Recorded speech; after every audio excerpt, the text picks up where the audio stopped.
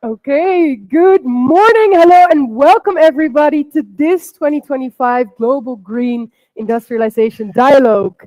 It's amazing to see you all here in a beautiful Vienna. And to everyone that's watching online, I shall also say good morning, good afternoon, and good evening from whichever part of the world that you're watching from. And thank you so much for tuning in with us. Now, I see all of you sitting here. I'm very excited to get started on this very first day, very first segment of the program.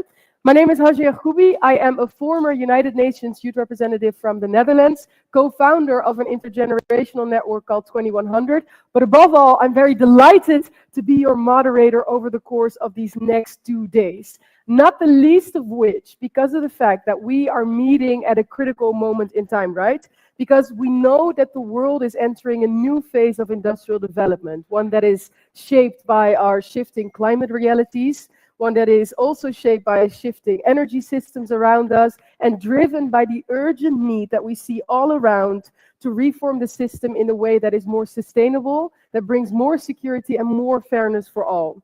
We therefore know, right, that green industrialization is not just about having a long-term vision for the future, it is an urgent necessity that we need for the present.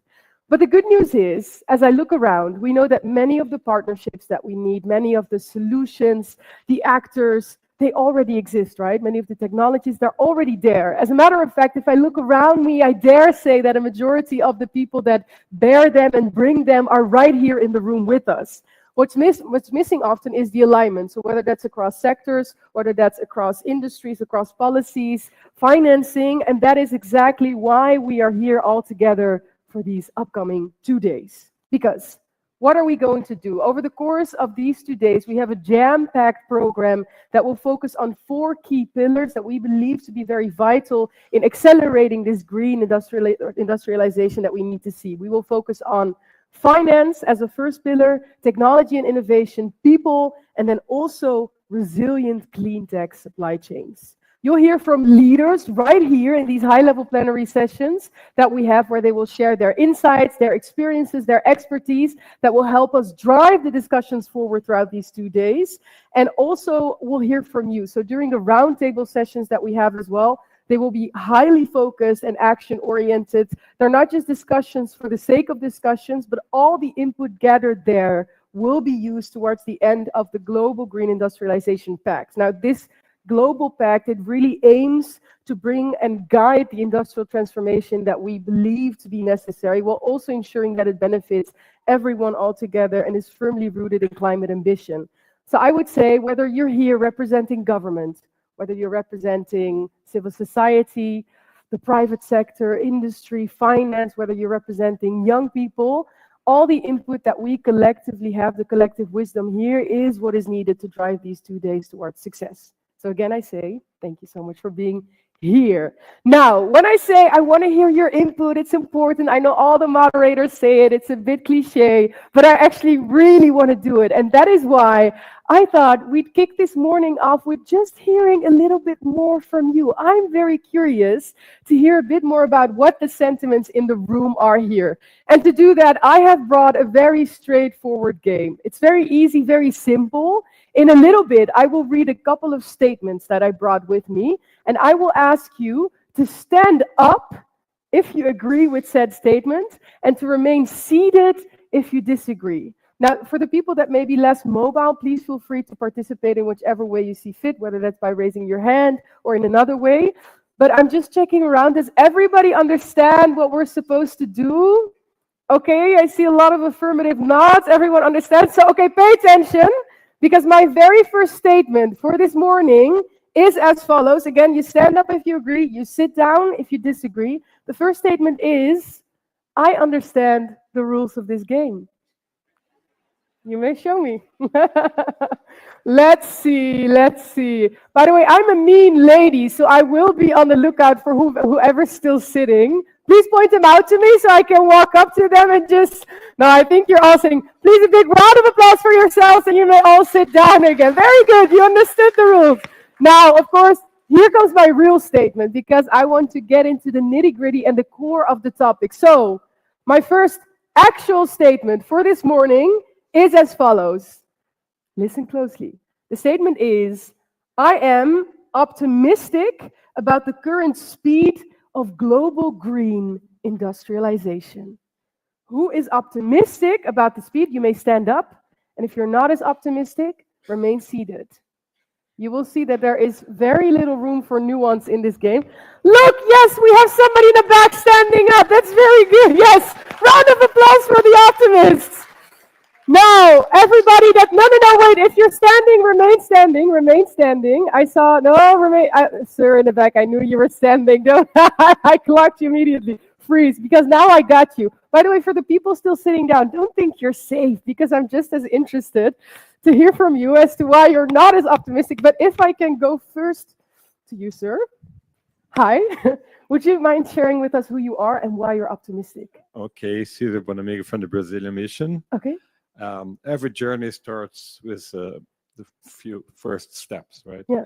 And I think there is movement for decarbonization in many countries, including Brazil. Yeah. We are going for the ones which are hard to decarbonize, but it's a working process. Yeah. Maybe not the speed we want or we need, but we are on the job. You see the work that is being done, and you know that momentum, it has room to accelerate. Yep, definitely. Yeah, cool. Thank you so much for sharing. Thank you. Thank you so much. Yes, a big round of applause. Now, as I said, this is my favorite part, because everyone that remains seated, they're like, whoo, I'm safe. She's not coming to me with a microphone, but I will. Because I am just as curious to hear. Hi, sir. Hello. You sat down. Would you mind standing up for 1 second? I know you were sitting down. Would you mind sharing with us who you are and why you're not as optimistic about the rate of acceleration? Good morning, everyone. Mahmoud Abu Naga with UNIDO. I'm cautiously optimistic because I was trained to be an engineer. Mhm. So generally, I think about the worst case scenario. Okay, So- okay, no, okay, that makes sense. So cautiously is the key word here. Okay, but when you say cautiously, like what sort of a trends do you see that make you a bit more cautious when it comes to the speed? Just being realist, like we have targets that are ambitious, but the mobilization of finance to achieve these targets is not on track. Okay, So when you see a graph going Yeah. straight forward, Yeah. I don't think this is how things work in reality. right. There will be ups and downs, Yeah. but at least when we see the first wave of projects happening globally, Yeah. I will start to be A bit more optimistic. less cautious and more optimistic. Okay, so we may see you standing next time. Thank you so Thank much you. for sharing also. And that's a really good point, right? Indeed, we can also have a round of applause for that. Now, that's a really good point, because indeed, when we also look at the sort of like enabling conditions that are needed to make sure that we can drive action, then financing is an important one. And it's as though you were reading my mind and giving me the perfect bridge, because the very first pillar that we'll be focusing on today will pertain to finance specifically. Now, I want to hear more from you throughout these 2 days. So there's going to be more moments where you see me coming around with my microphone in the audience and statements. So I would say to everyone, stay sharp. But for now, we are at this beautiful location here, organized by UNIDO. And because of that, I'm very excited that we can kick us formally off by welcoming our host to the stage for some welcoming words. He's the Director General of UNIDO. I'm very delighted, and may we please have a big round of applause, everyone, for Gerd Müller. Welcome, Mr. Müller. I would say the stage is all yours.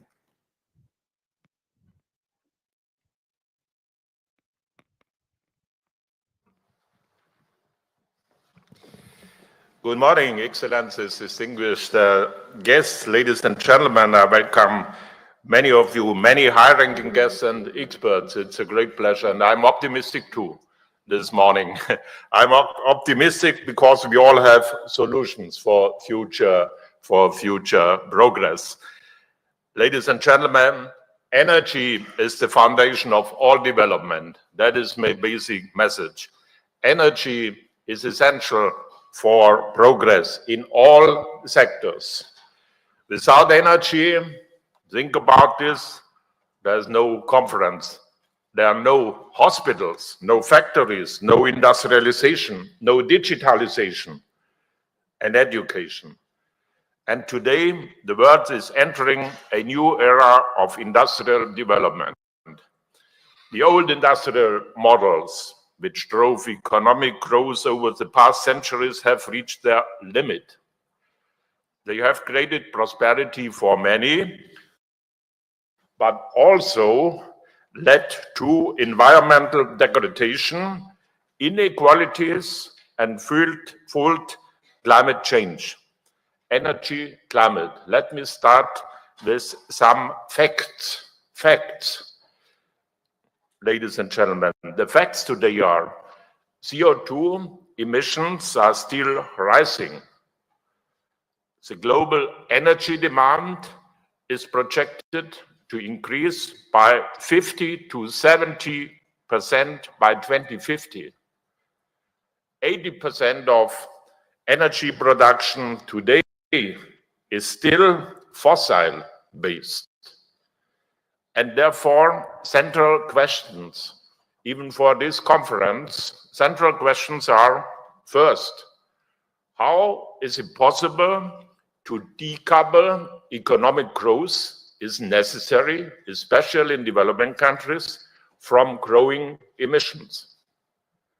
The second question, what contribution can renewables and hydrogen realistically contribute to the global energy demand, and what investments are necessary? And third, what can advanced technology solutions contribute to reducing emissions? CCS, CCU, nuclear reactors, hydrogen. Ladies and gentlemen, that are the facts we need to discuss and to find answers. So we must ensure that the future of industrialization is sustainable and inclusive, a green industrialization.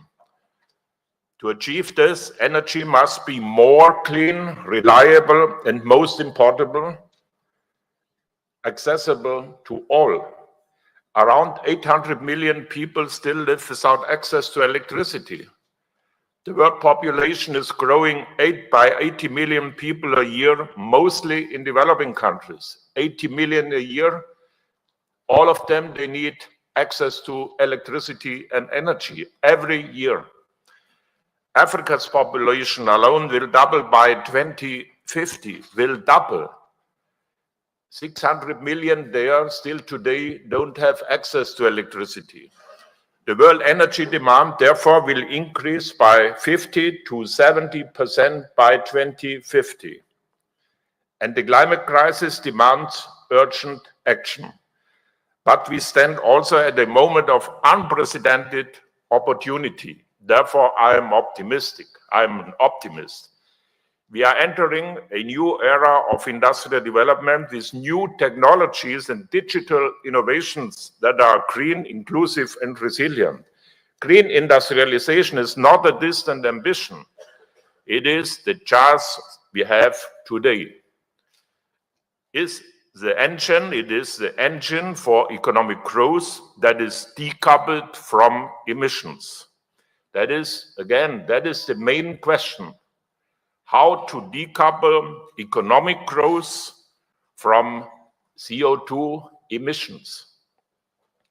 What is necessary is a just transition and to promote more technology and knowledge transfer and innovation like we do at UNIDO. Financing must be more accessible, affordable, and fair, especially for developing and emerging economies. Think about only 3% today of investments in renewable worldwide invested in developing countries. We have the knowledge, and technologies for all of this. What is missing? Think about the results of the last week Sevilla conference. What is missing is the political will to act now, and better alignment across policies sectors and borders to make sure that these opportunities benefit everyone. Ladies and gentlemen, this global green industrialization dialogue is about turning that vision into action. It will lay the groundwork for the Global Green Industrialization Pact, a shared strategic framework to accelerate the green industrial transformation. The pact will serve as the key vehicle to deliver the action agenda at COP30 in Belém, Brazil, later this year. Welcome the new ambassador from Brazil today. We are looking forward to Belém, a very important conference this year.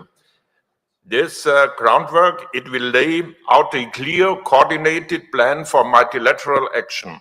Action which is focused on implementation and real impact. It is built on 4 pillars. First, finance. We need to mobilize investment for green industrialization projects, especially by encouraging more investment by lowering risk. Second,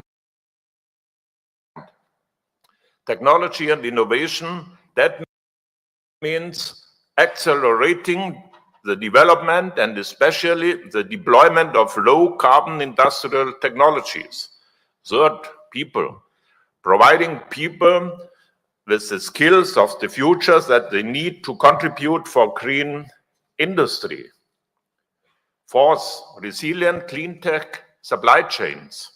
We must build more sustainable and diversified supply chains for green technologies. Think global, act local. Ladies and gentlemen, UNIDO is proud to convene this first edition of the Global Green Industrialization Dialogue. Together with our partners from the G7 and G20 to COP30 and the Clean Energy Ministerial, we are building a coalition for change. A coalition that will carry the outcomes of this dialogue to the world's most important multilateral decision-making forums, at the G20 summit in South Africa, at COP30 in Brazil, and at our own general conference, the Global Industry Summit 2025 in Saudi Arabia. I would like to thank especially the organizer behind this conference, Madame Rana, here in the first row, my responsible director for this. At UNIDO, we provide concrete and practical solutions. Solutions is the key word, not discussions. We don't need more papers, visions. We need solutions for sustainable industrialization, for maximum impact on the ground. UNIDO is a technical agency. We invest in concrete solutions on the ground.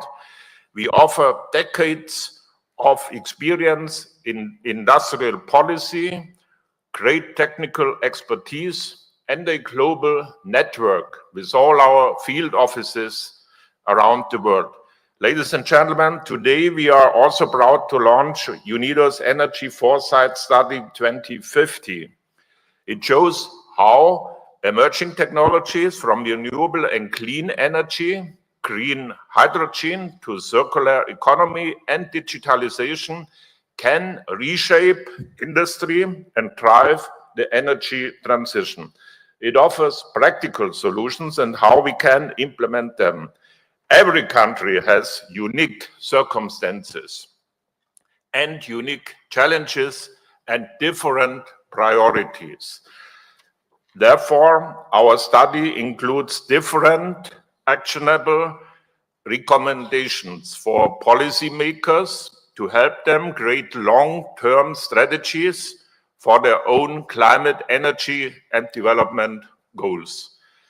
We show that it is possible to limit global warming. It is possible. We do have the technology and the knowledge. But this requires massive investments globally. But transforming industrial and energy systems in developing countries through strategic cooperation, innovation, and investment is a great opportunity that benefits all of us. Ladies and gentlemen, dear guests, on the second day of this dialogue, UNIDO will present our energy transition vision. UNIDO supports our member states through first promoting social and environmental sustainability along energy value chains from the beginning, the mining sector, for example. I think, for example, of our Global Alliance for Responsible and Green Minerals, which are so critical for the energy transition. Second, we deploy industrial innovations also to improve the livelihoods of the most vulnerable people in the world, like with our clean cooking initiatives. Think about the fact 600 million people in Africa do not have access to electricity. This is the most and first important question for families there, clean cooking every day. Third, we create green industrial opportunities by spreading innovation in the global south. With our global hydrogen program, our global green tech innovation program, with our accelerate to demonstrate facility and more. And fourth, we empower green industry leadership in the global south.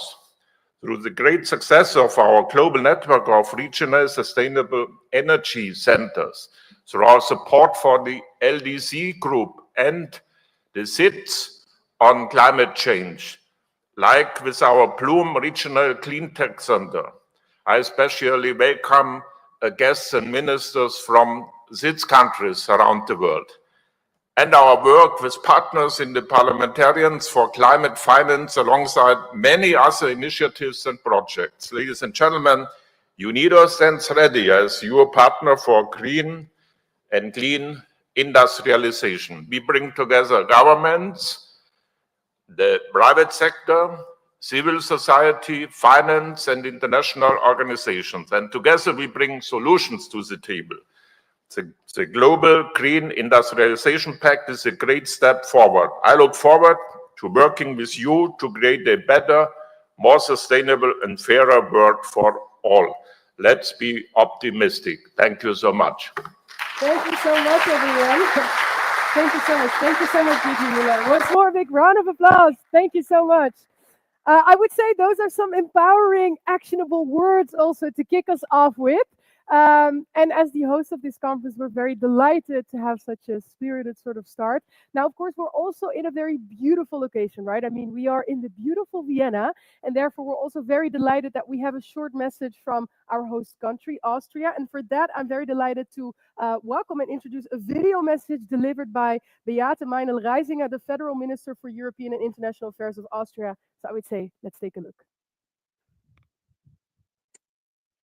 Dear Director General Müller, Excellencies, ladies and gentlemen, it is my great pleasure to welcome you all to Vienna. As Austria's Federal Minister for European and International Affairs, I'm proud that Vienna continues to serve as a center for multilateral engagement and a meeting place for addressing global challenges together. I would like to extend our sincere thanks to UNIDO for organizing this timely and important dialogue. We deeply value the long-standing partnership between UNIDO and Austria. We are proud to support your mission and to see Vienna serve as a home for such crucial international cooperation. The Global Green Industrialization Dialogue comes at a moment of both pressing responsibility and immense potential. Industry plays a vital role in shaping our climate future. The path we pursue now will determine not only our emission pathways, but also the future of economies around the world.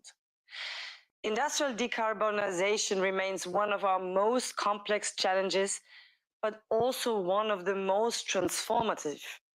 We must continue to transform production models to align with climate goals while ensuring inclusive and sustainable economic growth. The dialogue rightly focuses on four key priorities. Financing should be more accessible, especially to those who need it most. Private sector engagement and strong partnerships are key. Innovation should serve all. Innovative solutions should be made available on a voluntary and mutually agreed basis for developed and developing countries alike. People need to be at the heart of this transition, It must offer decent work and new opportunities, especially for youth and women. Moreover, it is vital to build resilience through sustainable supply chains and stronger regional cooperation. Vienna is proud to host this gathering, and Austria stands ready to help shape a green industrial future that is ambitious, inclusive, and based on partnership. Finding common solutions through partnership, dialogue, and trust is also the core of our candidature for the UN Security Council 27-28. Thank you again, UNIDO, and all the participants for your commitment in the International Vienna. I wish all participants a productive and forward-looking dialogue. Thank you. Thank you so much, and a big round of applause for the Federal Minister, everyone. Now, I would say we're on a roll. We're getting new insights. We're going over from different perspectives also. And for that, I'm very delighted to go over to our next speaker for today. And he will tell us more about the connection between this global green industrialization dialogue and COP30, which is upcoming, which was already mentioned by DG Müller as well, the impact of it, the pact that we're developing, all the interlinkages. And for that, I'm very delighted to have the permanent representative of Brazil to the United Nations in Vienna. May we have a big round of applause, everyone, for Eduardo Paes Saboya. And I would say the stage is all yours.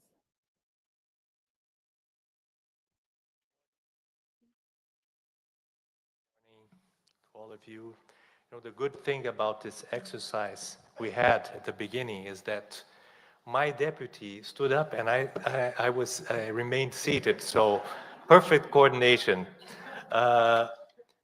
Mr. Director General Gerd Müller, your words are very inspiring.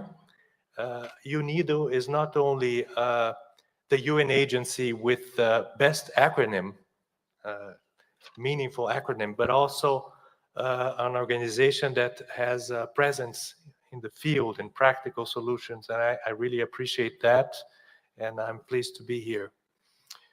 With the Paris Agreement rulebook complete, it is time to step up implementation, marking a turning point in the climate regime. COP30 will call for a global mutirão, mochiro in Tupi-Guarani language.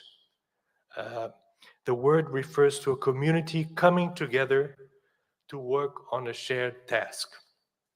We thank UNIDO and all countries, companies, and international organizations here today for understanding this call and taking part in this global mutirão.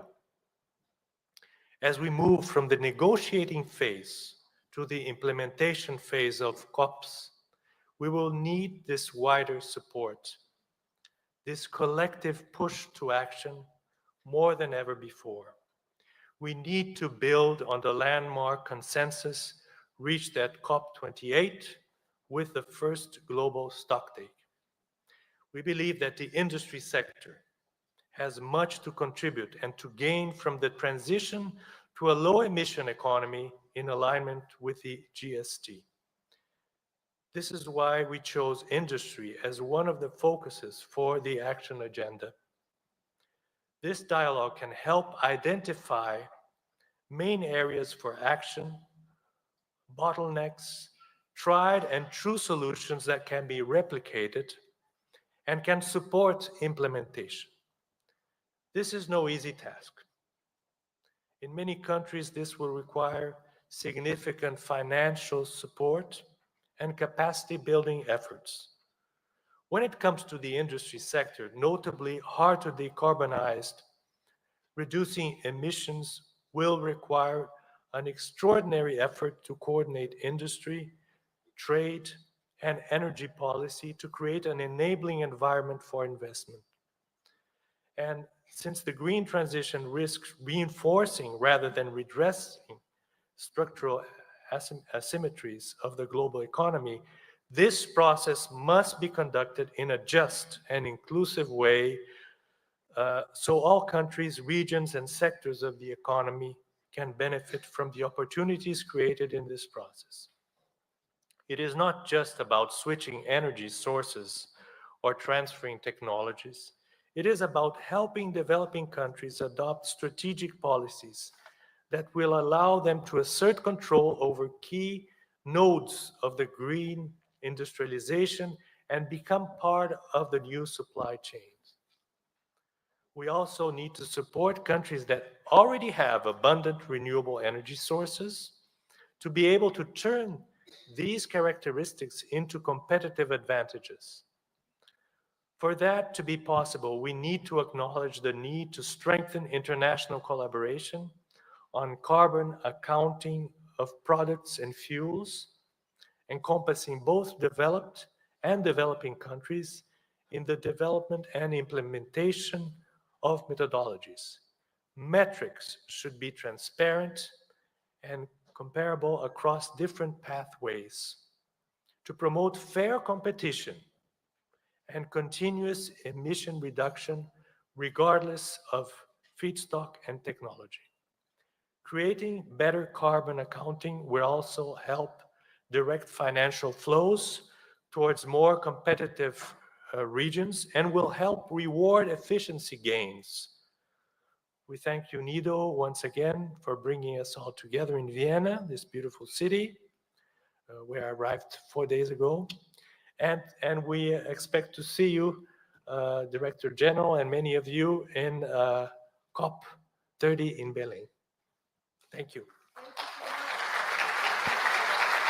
Thank you. Once more, a big round of applause, everyone, for Mr. Bai Saboya. Now, I loved how you said also this concept of, and I'm probably going to butcher the pronunciation, but mutirao, like when I first heard about the term, this Brazilian word also about like coming together, bundling powers, making sure that it's like a joint effort. I really love that you brought this in because I think that's also what these 2 days are about. And DG Muller also said it. This is about solutions, right? How do we find actionable paths forward with each other? How do we come together in this sort of collective pursuit? Because this is a greater good that we all collectively like have as our mission. So I really hope that we can sort of upkeep that spirit also throughout these 2 days. Now, I want to move over to our next speaker because for that, I'm very delighted that from a different perspective, looking at this same topic when we talk about green industrialization, we have the Director General at the Director General Climate Action of the European Commission in our midst. Will we please have a big round of applause, everyone, for Kurt van den Bergen. And I would say, Mr. van den Bergen, stage is all yours. So we just tap this. Good morning, ladies and gentlemen, and excellencies, friends and colleagues. It's a great pleasure to be here, and I would like to thank Director General Muller for inviting me to be part of this green industrialization global dialogue, which is both necessary and timely. Let's try and make this dialogue a mutirao for clean industrialization at a global level. I can affirm today very clearly that the European Union will play its role and its part in this global industrial decarbonization. The European Union will stay the course on climate action. We may paint it less in green and call it more clean than green. We will look more at the economics of it rather than only the ecology, but we will stay the course because it is existential for the European Union that we decarbonize, as it is existential for the global civilization. Not only for ecological reasons. There is a global race going on against galloping climate change, which we need to win. But there's also a global race going on to net zero across the world, and the European Union cannot afford to miss that race, to miss out of it. And for the European Union, there is also a strong security dimension in this. We have learned the hard way over the last years what we have to pay in being dependent on importing fossil fuels. We cannot continue this. That's actually what made energy prices in the European Union so high, and which is leading to deindustrialization in Europe. So we are designing and taking forward our climate agenda as an agenda of economic and industrial modernization, making our industry modern and fit for a future that will be much less friendly. It's actually an innovation and investment shock therapy that we're bringing to our economy. And that is entirely in line with the report of Mr. Draghi, the former governor of the European Central Bank, who has written a famous report earlier this year or last year on the future of EU competitiveness. Mr. Draghi said in his report very rightly that decarbonization can and must be a driver of competitiveness and economic growth. And that's exactly what we are undertaking to do. We read with interest in reports that, for example, in 2023, clean energy in the European Union was responsible for 1/3 of Europe's growth. So this is already starting to happen. And that's also why we are now developing, for the first time in history, a real industrial policy at European level. We have had industrial policies, but at the level of our member states. We are now developing a policy for industry and industrial decarbonization at the European level. We call it the Clean Industrial Deal. It is focusing on the future of energy-intensive industries in Europe and clean tech manufacturing. And we start from the premise, as also the Director General of UNIDO was saying, that the real challenge is no longer in the first place the technology or the technical feasibility. The real challenge is to offer a business case to companies, to businesses, so that they do invest in industrial decarbonization and clean tech manufacturing. And that's why the deal in the Clean Industrial Deal that we are proposing is the following. If you are an energy-intensive industry and you invest in industrial decarbonization, you will get a special treatment in Europe. You will have access to clean and cheaper, affordable energy. We will create lead markets so that there is a guaranteed offtake of your more expensive green products. We will de-risk your investment in industrial decarbonization, and we have committed to set up an industrial decarbonization bank with a budget of 100 billion euros to de-risk industrial investment. And we will help you get on the journey to a real circular economy on top of simplification, accelerating permitting, etc. These are the drivers of a business case that we are offering to our energy-intensive industries in Europe. And so climate action for us, as was said also by Mr. Müller, is really an investment agenda. It's really about mobilizing the investment, the massive investment that we need for the future of our economy and our prosperity. That, ladies and gentlemen, requires predictability. It requires investment certainty, which goes way beyond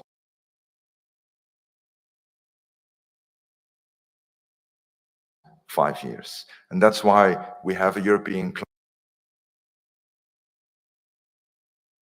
climate law that binds the European Union to become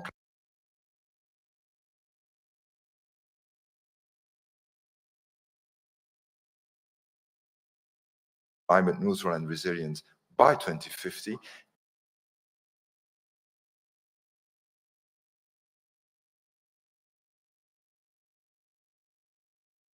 And just last week, we have presented our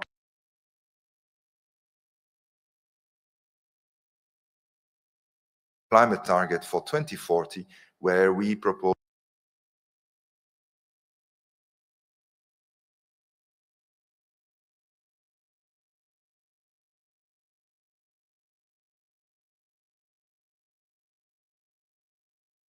but this is only possible if we do it within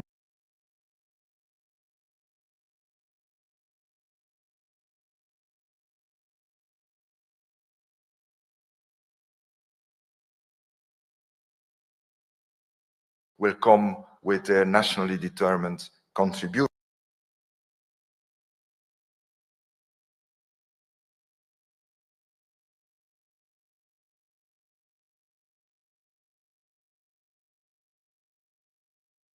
In previous COPs and in previous fora. And we know from studies, most recently the OECD, for example, that if all parties in the world do come with good indices and we implement them all together, we will grow more as a global economy than if we don't do it, if we have a continuation of business as usual. And I would like to affirm here today that the European Union will play its role in advancing this global agenda. It is not only open for clean business, it will also play its role at the global level. We are negotiating an increasing number of free trade agreements with partners across the world, where we do attach a lot of importance to sustainable development and having the Paris Agreement as an essential element. As I said, we presented our 2040 target last week, and we will be working with our member states to have our NDC well in time for COP30. We will be taking forward the global stocktake that was agreed in COP28 in Dubai, where the world agreed that we would triple in renewable energy and double energy efficiency. And our President von der Leyen will gather a global energy transition forum with leaders in Belém. We will be telling the world about the benefits of carbon pricing. We have very good experience with emission trading in the European Union, which has had a result that in power and industry, we have reduced our emissions by 50% in 20 years and generated revenues of 230 billion euros that we reinvest in innovation and industrial decarbonization. And this carbon pricing, emission trading is now spreading across the world. And I would like to congratulate in particular Brazil that has also legislated for introducing an emission trading system as of next year. We will be working through organizations like UNIDO, like the Climate Club, the International Forum on Climate Mitigation Approaches, and many, many other fora that are now active in this field. But we will also venture into win-win partnerships with our partners across the world through what we call clean trade and investment partnerships, where we will use our Global Gateway program for investing in the world in green and digital transition.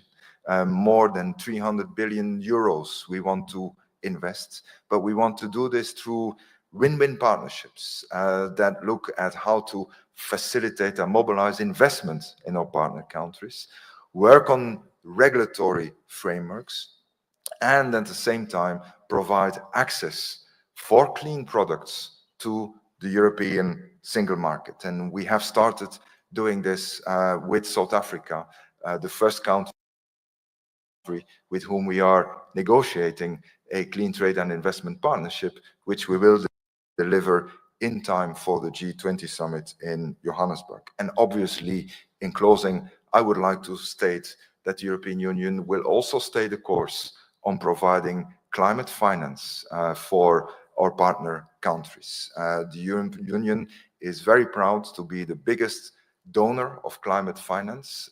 We had in 2023 a record of $30 billion in providing climate finance. We are very keen to make sure that that climate finance contributes as much as possible to industrial decarbonization and clean tech development. Thank you very much for your attention and your interest, and I'm very happy to be here today together with my colleagues. Thank you.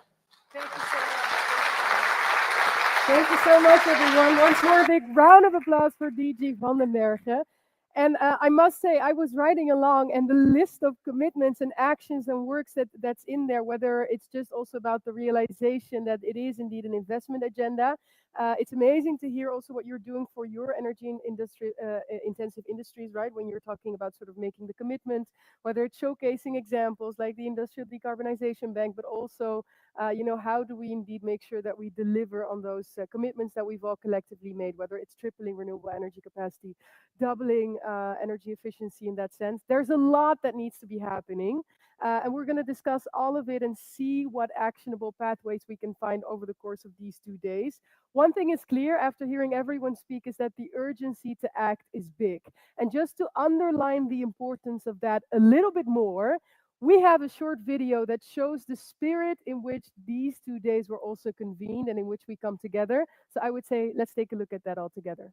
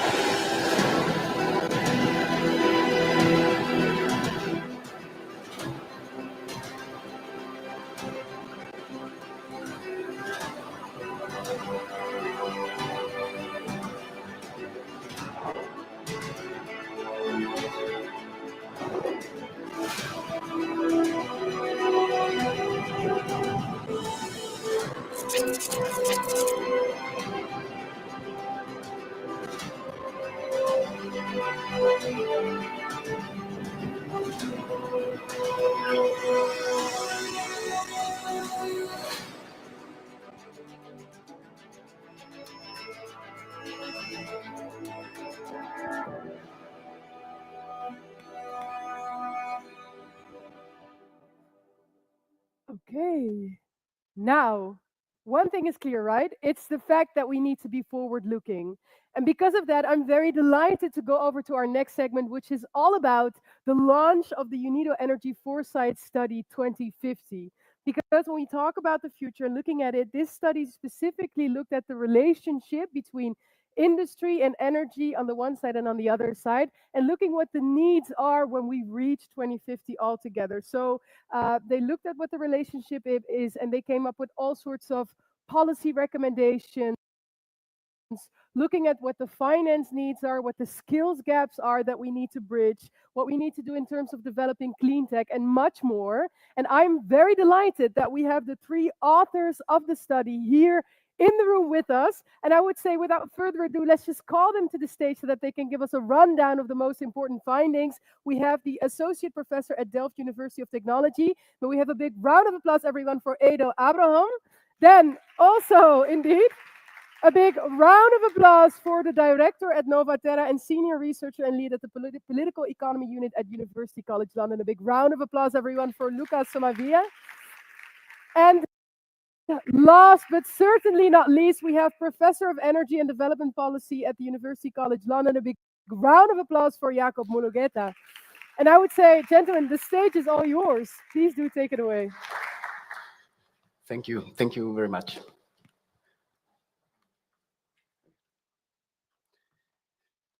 Dear Director General, Excellencies, distinguished delegates, ladies and gentlemen.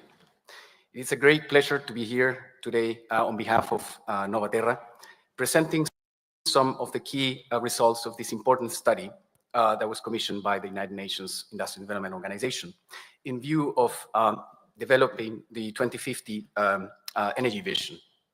This study has been also a central effort in informing this vision and covers many areas that you will be discussing today and tomorrow, including the finance aspects, technology, capacity building, and innovation.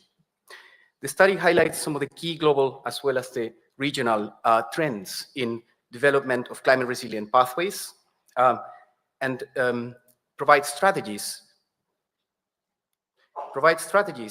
to advance more just energy and industrial futures. And we are here today to share some of the key findings and hopefully to engage with all of you in interesting policy relevant discussions.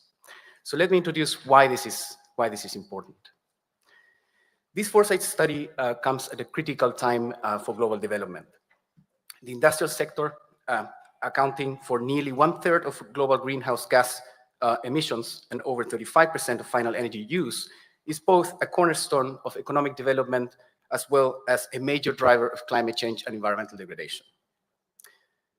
To meet the global climate goals, the industry sector must transform faster and more fundamentally than ever before. This study presents a set of plausible futures and examines the preconditions. So what is required in order to shape the speed, direction, and the fairness of industrial decarbonization in low and middle income countries. We know that many developing countries across the world, particularly in Africa, continue to face constraints in clean energy provision and industrial upgrading due to limited policy space. Also, due to historical patterns of dependency and of international trade and investment regime that currently offers disproportionately favors established highly industrialized economies. So achieving the Sustainable Development Goals, as you know, has grown more complex with pandemics, increasing geopolitical tension, and climate shocks deepen north-south disparities. So this study uses foresight to show that clean energy transition based purely on technology investments alone are not going to be enough. We need also to think deeply about institutional reform, strategic planning, capacity building, skills, in order to build a fair international cooperation that can deliver on the transition. If we do this, industrial development could help drive productivity, energy access, with a view to social inclusion. But policymakers, legislators, business leaders, and development actors must act accordingly in order to shape equitable, sustainable industrial futures today.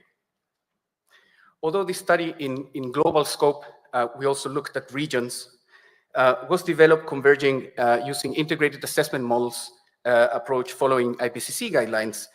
We consulted with more than 20 key leading experts, resulting in scenario narratives with more than 100 scenario pathways. There are key three mega trends that emerge from this. The first one is a clean energy and just industrialization pathway, characterized by taking progressive policy action towards cooperation, inclusive governance, and coordinated transition that is just and leaves no one behind. This is also consistent with net zero and below 2 degrees Celsius of global warming.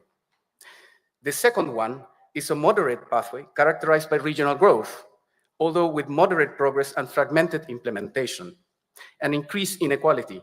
This is actually what it is happening today in terms of NDC commitments and current policies. Finally, we converge a third scenario, which is a stock warning, a scenario characterized by transition failures and where we should not go. Whilst we're not going to be able to dig deeper in all the scenarios, we want to give you a focus and focusing on the opportunities today to work ahead in order to advance a cleaner and more equitable energy and industrial pathways. In terms of the global trends that we see today, and the urgency of action in this transition in industry, we know that the 1.5 climate window is rapidly closing. Emissions must peak by 2030 to avoid the worst consequence of climate action. And industrial energy demand and emissions are rising fast, particularly in developing countries.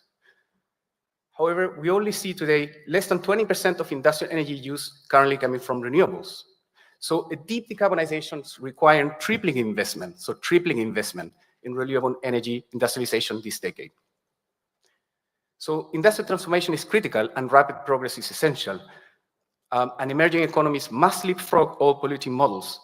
But this must be done in a way that is just and inclusive, because a just transition aligns climate, economic, and societal goals, and it tackles deep structural inequalities in energy, finance, and technology access.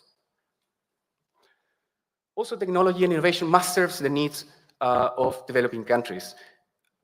We have already more than 600 clean technologies that are readily available to be deployed, but adoption is uneven. Therefore, we need mission-oriented innovation policies and domestic technology ecosystems. And the Global South needs support to avoid dependence and unlock value. There is a critical question when it comes to minerals. Critical minerals, as you know, requires to think deeply a bit about the justice question. The energy transition relies on critical minerals, lithium, copper, and others. Most of these are sourced from developing countries. So equity demand that these countries move away from raw export only to local processing and value addition. And of course, this has big implications in terms of labor market that must be addressed. We're talking about a clean energy that can create millions of jobs.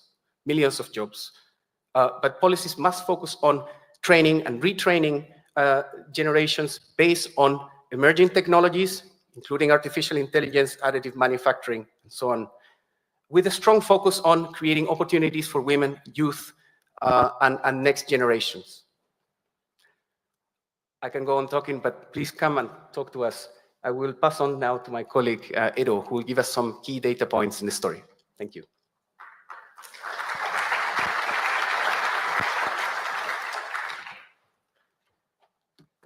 Thank you, Lucas.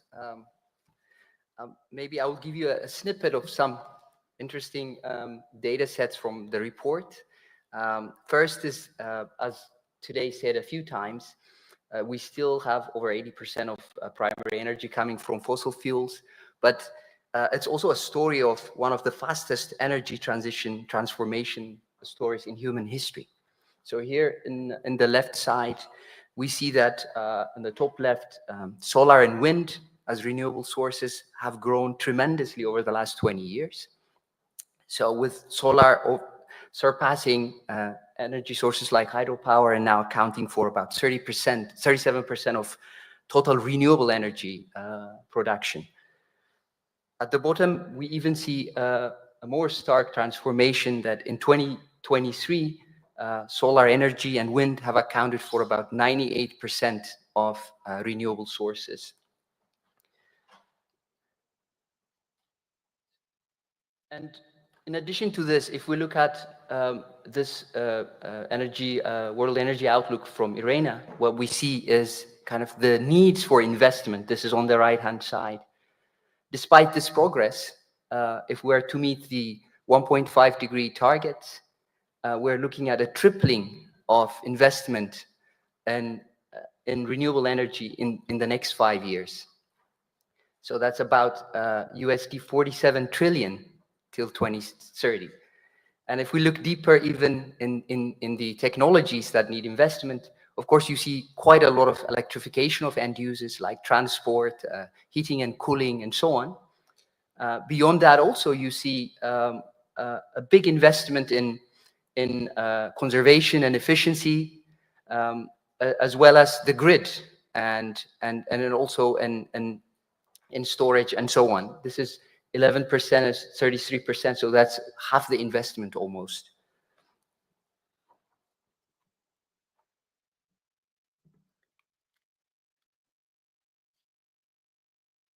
So despite this, of course, trend of electrification of end users and the need for investment in renewable energy sources. But there's also still the story of the hard to abate sectors, so that are very difficult to electrify. So that means we also are looking at, in this report, some key technologies such as hydrogen and carbon capture, utilization and storage. So if you look at the figures on the right, they show recent trends in what you call green hydrogen and clean or low carbon hydrogen technologies. And here you see some really rapid transformation, a large, really fast scale up of green hydrogen, for example, and low emissions hydrogen. From 2021 to 2024, electrolyzer capacity has grown 9-fold. Investments have increased by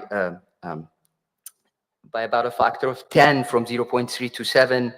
But this is in contrast to what is needed. We need not 7 billion, but $50 billion per annum investment in green hydrogen.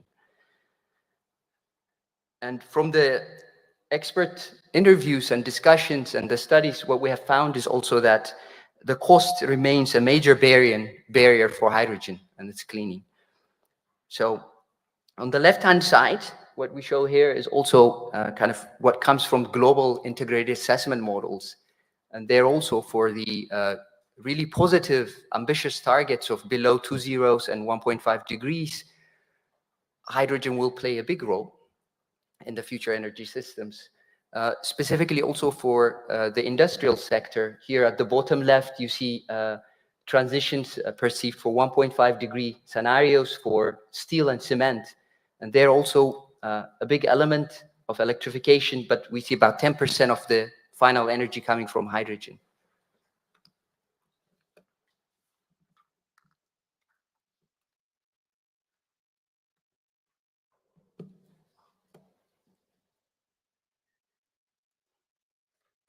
Of course, this takes us also to the questions of what do you do? If here also in purple, what you see is that still in the future scenarios and towards 2050, these sectors will be really hard to abate, and the fossil fuel energy sources are going to play a role. So this begs the question of what to do with this. And what we see in the integrated assessment scenarios, projections is that there is a big role for carbon capture, utilization, and storage. So on the right-hand side, you see the growth of global carbon sequestration pathways, as well as associated carbon prices in the global market depicted. And you see that by sector also the carbon capture and storage coming for the biomass and the solid fossil fuels and so on that would have to be used anyway.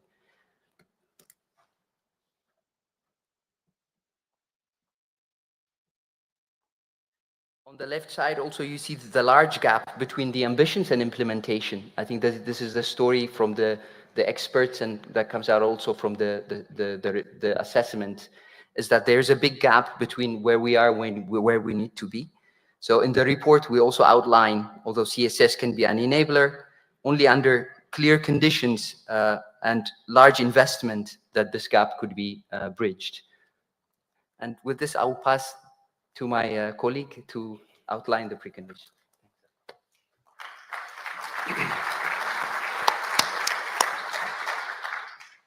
Okay. Don't think we have a lot of time, so I'll just skip through a few of the slides that we had in mind. But good morning, everyone, and thank you very much for this invitation.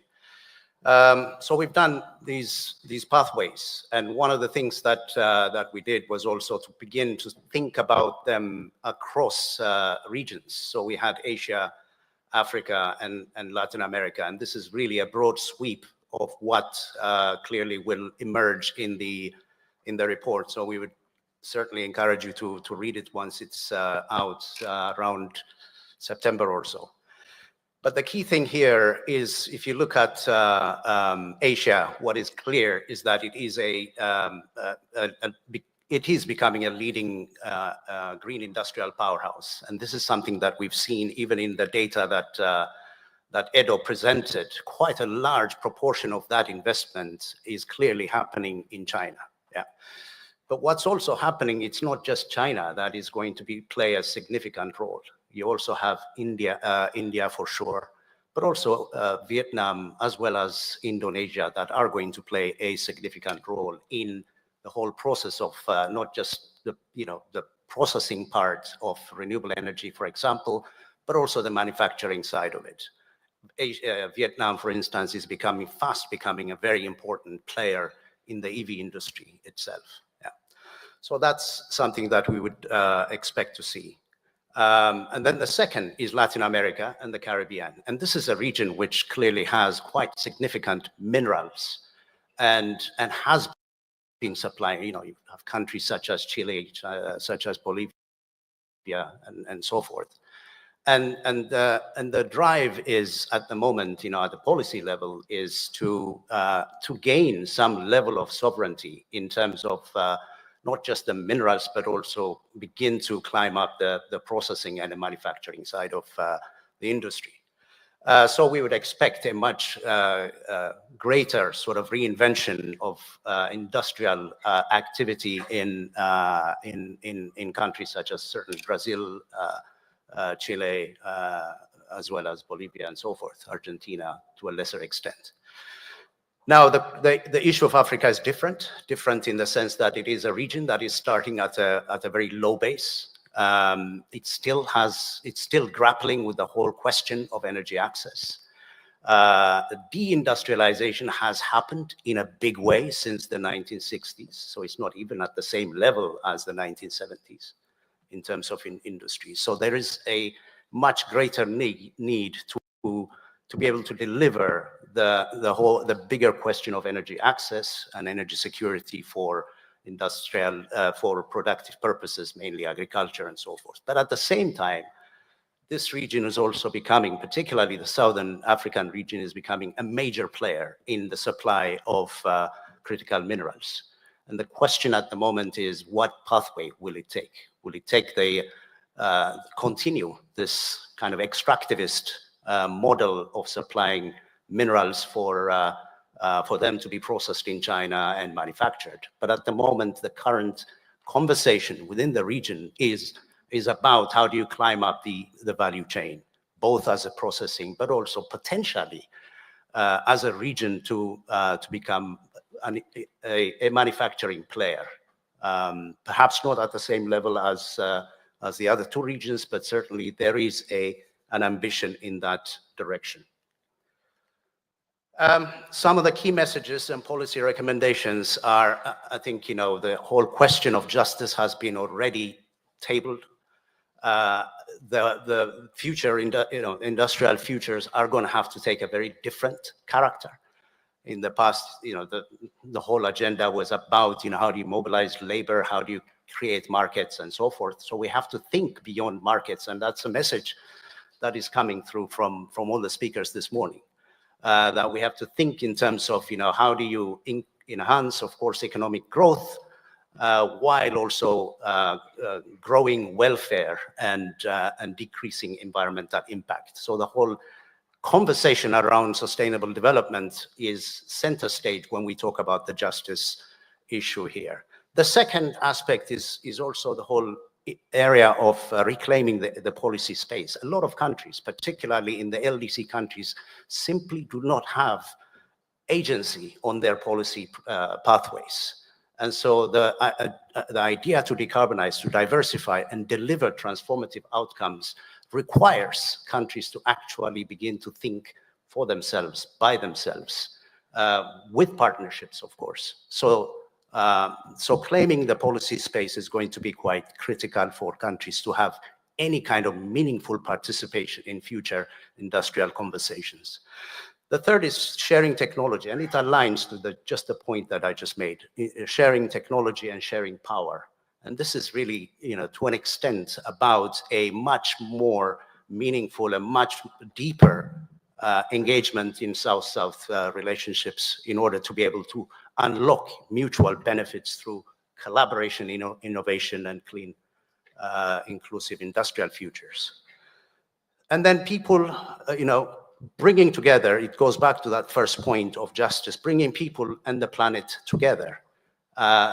these cannot no longer be seen as separate. I think, the decoupling agenda has to be center stage in advancing just and resilient industrial transformation, making money flow in the right direction. Right now, for instance, less than 2%, around 1 point something percent of climate finance is flowing into Africa. And that's simply not sustainable. Yeah. So mobilizing, finance towards these regions is going to be quite critical. But the other aspect is even a much more agenda is also to try and think about, how does investment achieve, how does it go into areas where it shouldn't go? And actually investment should go into the areas that it should go, the good and the bad areas. And this requires quite a lot of regulations and investment potentials, creating, for instance, credit guidance, the way in which China has become the biggest player in PV technology is precisely because they were able to guide money in the direction of where they wanted it to go. Building public engine. This really is about strengthening the public capability. Yes, we can talk all day about engaging the private sector, but the private sector cannot operate in a space where you have weak institutions and weak government agencies. And so that's also an aspect that's going to be important. I stop here. Thank you very much. Thank you so much. Thank you. Thank you so much, everyone. May we have a big round of applause for all three of our authors. Now, thank you so much. I saw some people also taking pictures of the overview also of all the key recommendations. For me, at least, I was writing along a lot. We are running a bit short on time, so if it's okay with you, I will take the liberty to say that the three others, you will be with us here also throughout these 2 days. Is it okay if people come up to you if they have any questions to talk with you more about it?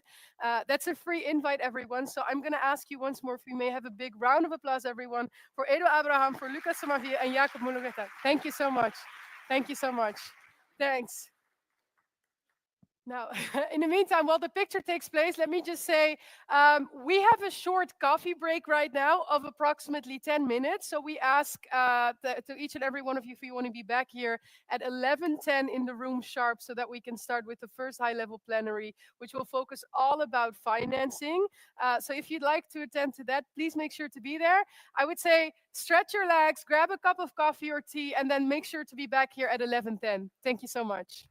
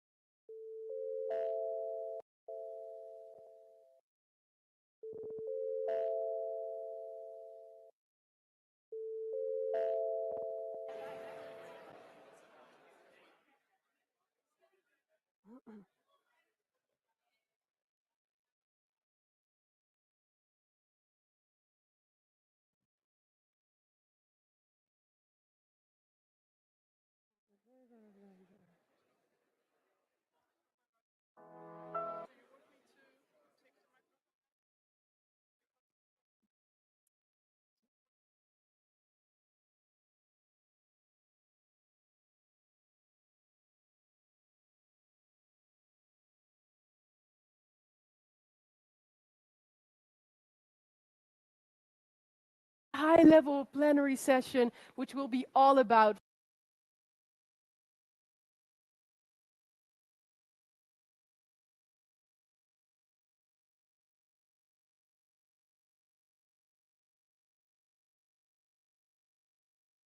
as optimistic. So it's interesting to see when we continue this conversation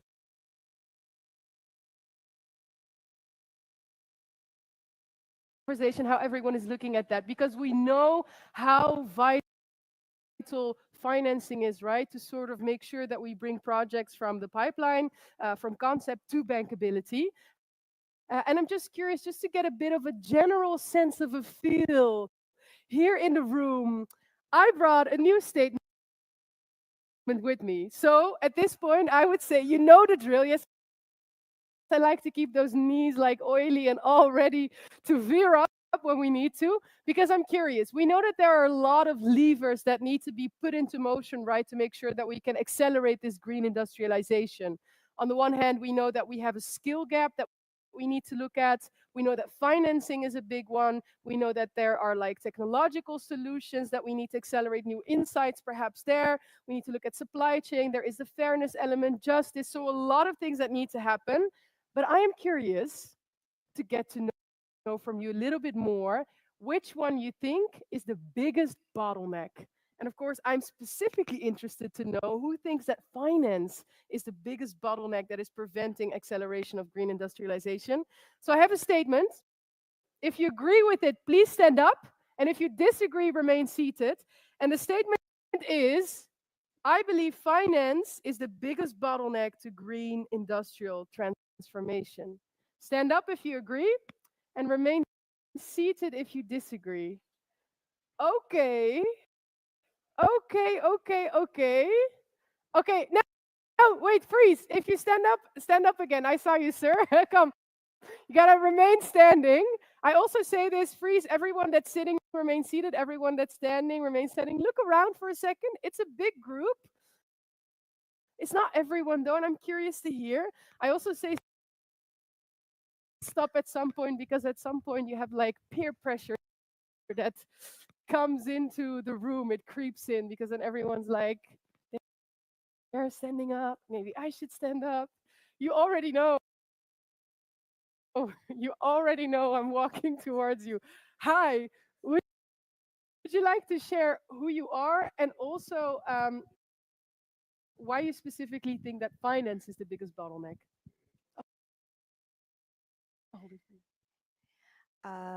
My name is Munalula Kekelwa. I'm the LDC Secretariat Coordinator. I think finance is the biggest bottleneck because it's one of the critical means of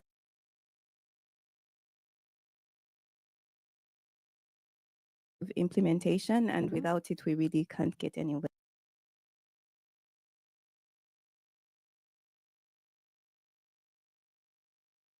Yeah, it's quite clear indeed. Yeah. So it's like the sort of like mobilizing factor behind everything. Yes. Okay, thank you so much. Let me find some. Yes, a big round of applause also.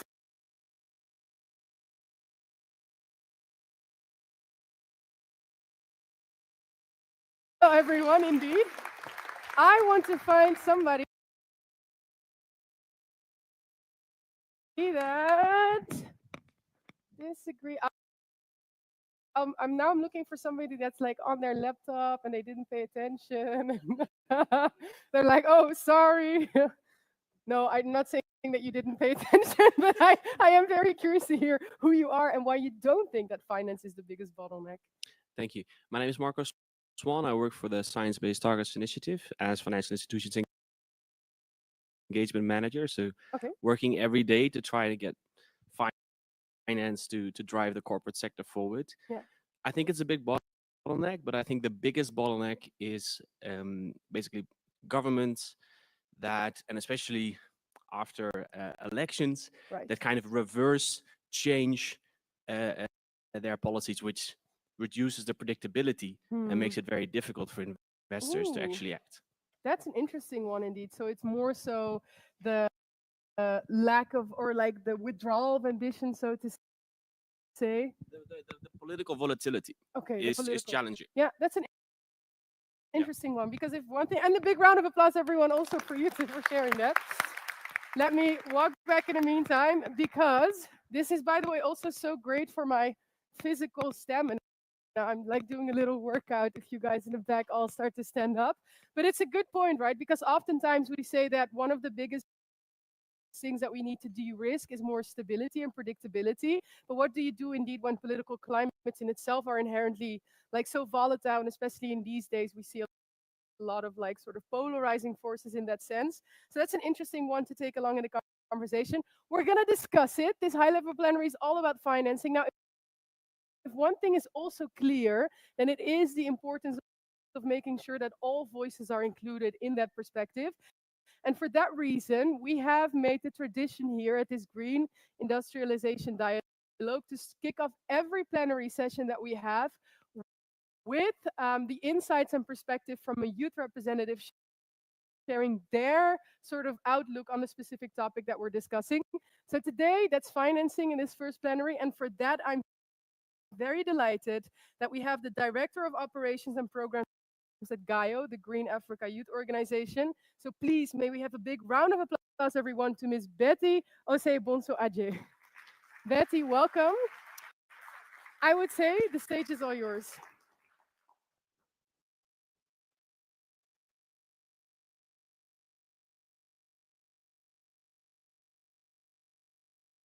It's a pleasure to be here. Greetings and all protocols observed. I'm not just here as a speaker, but I'm here as a youth representative and a storyteller from Africa. And now let me tell you a story. 25 years ago, as a young girl, I did my homework under the light of a kerosene lantern. On days when we couldn't get fuel, we would light candles, not for celebration, but for survival. Years later, I've walked the brightly lit streets of major cities abroad and taken my seat at climate negotiations on tables across the globe as well. I have seen what energy access makes possible, not just in powering homes and machines, but in restoring dignity, unlocking creativity, and enabling human potential. And yet, as I stand here today, so many people are still relying on candles and lanterns. Why? Why these persistent divides? Why do transitions promise justice but reproduce exclusion? Why do some communities leap forward while others are left behind, stuck in generational poverty? The answer, as we said, might be money or the lack of it. But come to think of it, Africa receives just around 2% of global climate finance. But behind those statistics are millions of bright minds sitting in the dark, communities innovating with no safety net, and climate solutions that remain invincible and underfunded. We cannot build a great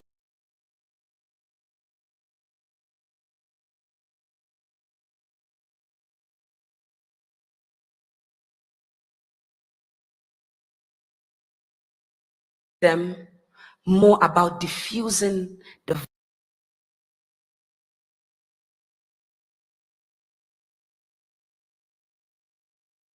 value than just extracting the value from the communities. Let's deploy blended catalytic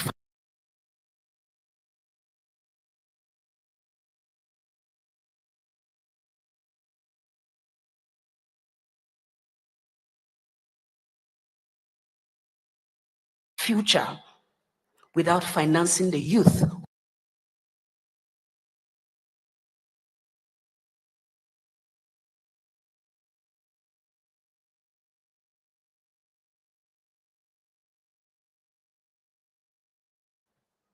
The closest to the problem are the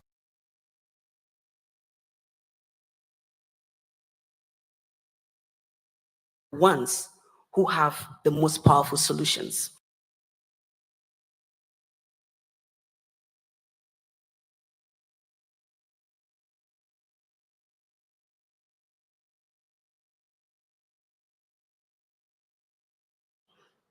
I sometimes do.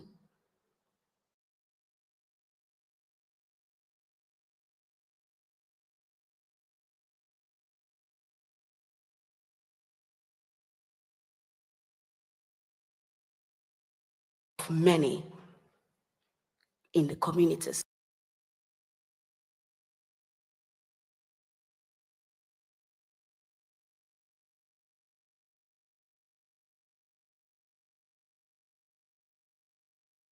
And we have a big round of applause, everyone, again for Betty.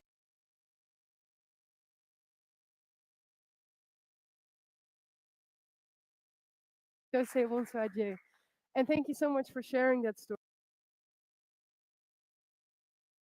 with us. I think it really evokes this sense, right? I loved how you said that the people closest to the problem, they have the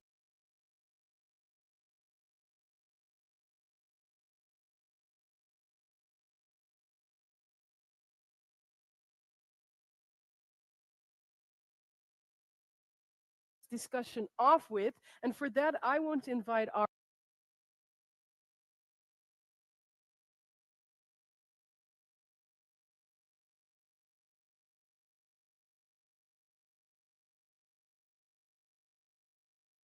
UN Special Envoy for Financing Sustainable Development.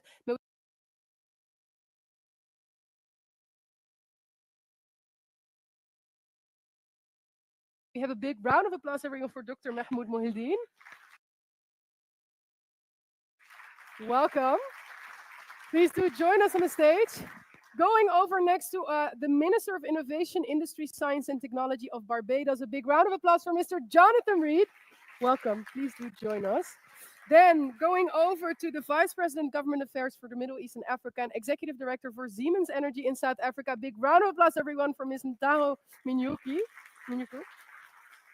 And last but certainly not least, we have the Chief Strategy and Impact Officer at the Green Climate Fund. May we have a big round of applause for Mr. Charles Earhart. Welcome. Please do join us. Oh, this is like, okay, this is such a good lesson in manners that you're all still standing for each other. That's a really good one to see. Now, I'd say please take a seat. Thank you so much for being here with us. Now, I mean, we've just heard Betty kick us off with really a stellar speech also. And I love how she said storytelling about what needs to be happen. I mean, you all come sort of from different sort of perspectives, whether it's corporations, government in that sense. I was curious to hear from you, maybe, and we agreed on a first name basis, so that makes it even better. So Mahmoud, if I can start with you, I was going to ask you, I mean, we know that there's a growing sort of pipeline of low carbon industrial projects, whether that's in hydrogen, steel, cement. But many of them, oftentimes we see that they're stuck in like the pre-investment stage. And, you know, there are many reasons that are being mentioned for it. Some people say that we have weak market signals, so no offtakes, unclear pricing, lack of enabling policy, all those things. But from your perspective, I was curious to hear, what would you say are the most critical sort of financial and regulatory enablers that we need to move industrial decarbonization projects from concept to bankability? And I will also say, thank you so much. I'm not in it. I can't speak loud, but I'm no. Right.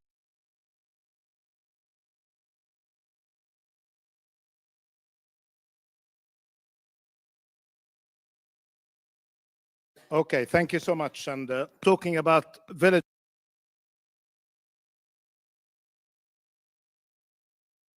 with global impact, I cannot start but referring to the founder of UNIDO, Dr. Ibrahim Helmi Abdurrahman, from my village, who's been behind the creation of this place. And I'll take his approach in trying to tackle your question. Yeah. Because villages, localities, communities, and I commend what Betty just mentioned, and if Professor Schiller, who got the Nobel Prize of Economics and emphasizing the role of narratives, would be very pleased with what she said. But it's basically about how can we act in areas related to policy, institution reforms, regulatory reforms. When we are doing that at the global level, there are other levels. There is the regional level, there is the national level where most of the discussions about policy and coordination happen. Yeah. And then there is the local impact. But again, in this world, and unfortunately I didn't attend the first session, but I was trying to get an update of the main takeaways. I think the first thing, and I'm happy with the answers,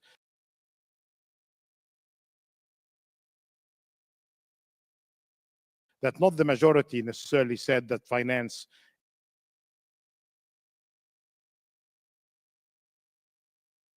is the main bottleneck. It is, but after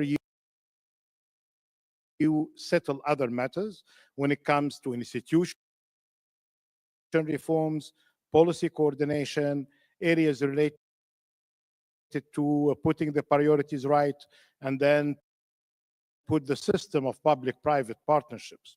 Because if you don't have that, whatever you have of finance is going to get wasted. And there is a rule when it comes to establishing what's so-called country platforms, when countries need to own the priorities of their pipeline of investable projects. Right. You need to be very much comfortable with the rule of law, governance, the macroeconomy, how your exchange rate system is being managed, and then other things related to deepening of the market, because those who are going to be investing, not to rely as we did so far in more relying on debt. We need really to have exit rules. This would be very much relying on the depth of the market. Right. But So it's the baseline of conditions you're saying to make sure that you can channel finance also in an efficient manner.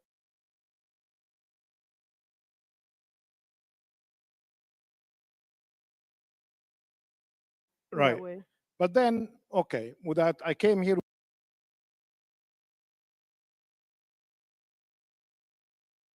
with good intentions, not to be controversial, but I asked a question.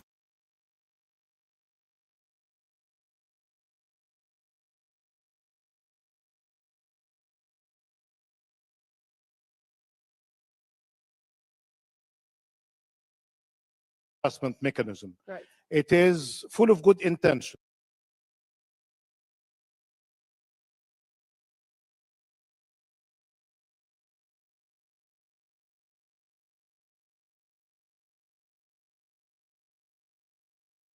System called the CBAM, cross-border adjustment mechanism. Right. As basically, if you are emitting more than the average emission from Europe, you'll be subject to something. It's not a tax, it's not a fee, it was never been named. It's called CBAM fee. So this CBAM fee, if you are exporting but you are above the threshold, you will have this tax. This has never been consulted with the exporters, with the cement industry, with steel, with fertilizers, with the cement, with aluminum. This has never been consulted with the WTO, though that the EU and recently as well, London is saying that it is WTO compatible. WTO never said it's compatible, and to be fair, they never said it's not. So I would say that the first nail in the fragmentation of trade cooperation didn't happen from the current administration in the US. It happened back with good intentions on green transformation and decarbonization of industry Right. without adequate consultation. Right. So Egypt of the world, South Africa, some of the big countries in the continent, Nigeria, Yeah. these are big countries. They can do whatever they like, fixing Right. matters at home. Yeah. But if they are You're saying- subject to such big spillovers, I'm Then not you need talking to consult about them. smaller economies, Right. they will be subject to harm. So we can talk about that the world is unfair because of lack of finance. The world is unfair because ODA is declining. The world is unfair because there is lack of investments. But if we are not fixing the problems related to leakage in the systems Right. and those harmful policies with their spillovers, whatever we do, we're going to be going in circles. Right. Finance Quite clear. matters, but Yeah. within a context. Yeah, you're saying otherwise we're going to scale out those leakages, and that's something that at all costs we need to prevent. I want to go to Jonathan actually. So this is the perfect handover because I mean, Mahmoud, you set out very clear, and you do it also with concrete examples of where we are right now, of what the conditions are if the governance around finance is not structured well, right? I mean, you mentioned illicit finance, all these things. Jonathan, I wanted to go to you to hear more like from, if we look at the leadership of Barbados and also from your guys' perspective, when we look at sort of like the mobilizing of finance, what is needed to sort of unlock finance in that potential, what would you say are like the most critical levers that we could push for? And could you maybe share also from a country context what that looks like for you guys? Thank you so much. Thank you for having me. When I first met Mahmoud, and I just recalled when we were getting to know each other previously, that met him in Barbados at an event hosted by my prime minister at the time. I was in a different role of chief of staff then, and it was around the Bridgetown Initiative. And the construct of it was, how do we evolve the global financial framework and institutional framework to better be aware of the conditions that exist in small states, the global south states, and readjust for our reality. And I think that's the fundamental point of the difficulty of the job of running a state, where you may have conditions that exist beyond your own powers that influence what you can do within the context of your fiscal space, your financial space, your governance models, and you don't control a lot of it. And you spend a lot of time lobbying powers that be to be able to be mindful of what you have to deal with. But ultimately, as a politician, all politics begin at home. So how are you creating global and institutional frameworks that allow you to make space to ultimately benefit the old lady who's having a specific problem with a roof, or the young child who's having a very specific problem around mobility, and their reality is not connected to some of the weightier, heavier forces that exist beyond.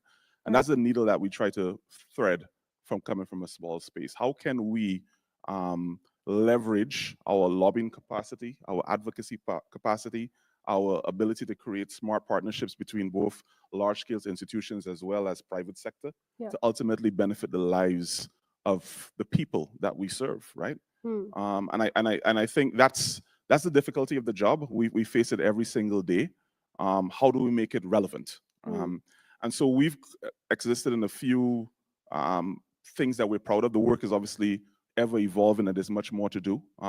But things that we've done are regarding, you know, our climate for debt swaps, our blue-green bank, we just recently launched a RFP for battery storage, 60 megawatts, which is relatively small, but it gets us going in terms of the pathway that we want to go as a small state, and ultimately see our space of experimentation as an example for others, right? We understand that with our small population, we're not a giga market, as we were just kind of discussing in the sidelines before this, but we think we could be a space where we could be innovative around the regulation, innovative around the policy, to give examples of what a nation could look like if it ultimately uses political will and ties political will with financial might, as well as evolve innovation to be able to show better examples how things can exist. Within sort of the realm of those examples that you mentioned, right? So climate debt, so whatever it is of the examples that you mentioned, you're really showcasing like the innovativeness and then also the environment that is needed for that. What would you say is like most critically,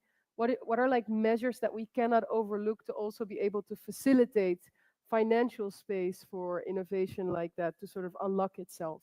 I think it's an ecosystem play. I think ultimately a lot of the conversation is spoken from either from the context of either one lens thinking completely around finance, one lens thinking completely around policy, one lens thinking completely about impact. I don't think anything works like that. Yeah. It's an interplay between all those things. If we Yeah. really think about impact and we will ignore a population of 300,000 people, Yeah. but Barbados is saying, no, we can't ignore a single person on planet. Yeah. Ultimately, everything is connected. So how do we create models that show the full value of every single component? If we do that, then we'll become much more innovative with the things that we take power and become into reality. And that's fundamentally the point that we're making.